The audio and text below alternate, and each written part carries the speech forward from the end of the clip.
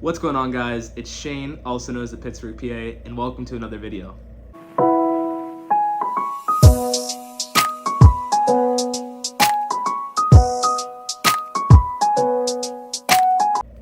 Welcome to the video, guys. If you're new to the channel, make sure you hit that like and subscribe button down below so you can stay up to date with everything that I'm posting. Also follow me on Instagram at the Pittsburgh PA. Today's video is a good one. We're going to be talking about weight loss through the eyes of a physician assistant. Now, before I get into it, I want to let you guys know that I am somebody who has personally struggled with their weight throughout their life. Here's a picture of me in high school.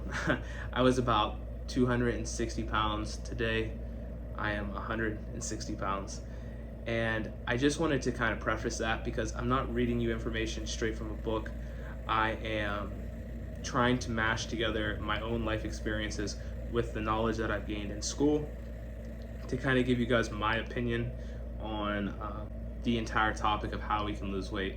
Now, I'm not giving medical advice right now. I'm just talking about my experiences and things that I know worked for me and things that I know can work for others. So let's just get right into it.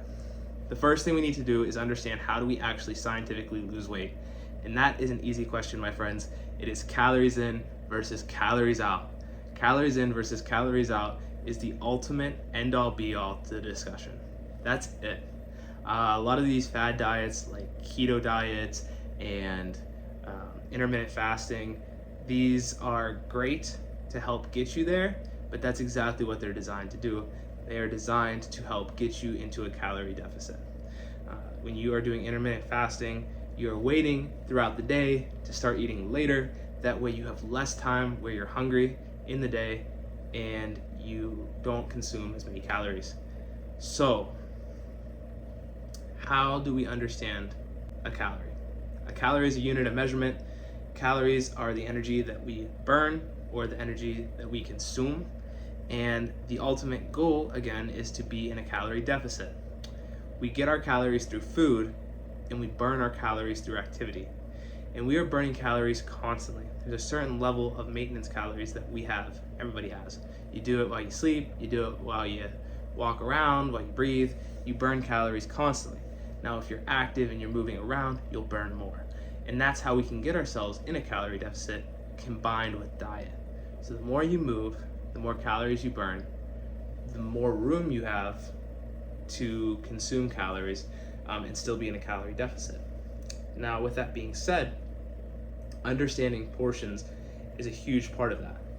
When I am looking at portion sizes, calories in 100 grams of broccoli is approximately 34. 100 grams of broccoli can fill you up. 100 grams of broccoli is a good high volume food. Now compare that to 100 grams of peanut butter, 597 calories. Big difference. Now, that's not to say that you can't eat both. You can absolutely eat both. Because at the end of the day, if you are in a calorie deficit, you are going to lose weight. No matter what, end all be all, you are in a calorie deficit, you lose weight. That's it.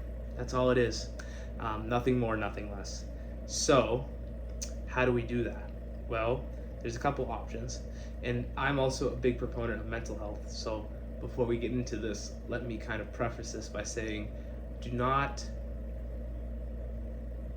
fault yourself if you fall off the wagon. It is a constant journey. It is a lifelong thing. It's not something that you should punish yourself if you have a day you go over or you have a day where you don't eat exactly what you like. So let me just say that. But you can use apps like MyFitnessPal or Lose It. By using these apps, they can calculate how many calories you eat in a day.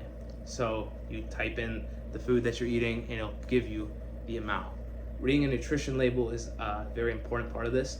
You need to understand serving sizes and things of that nature.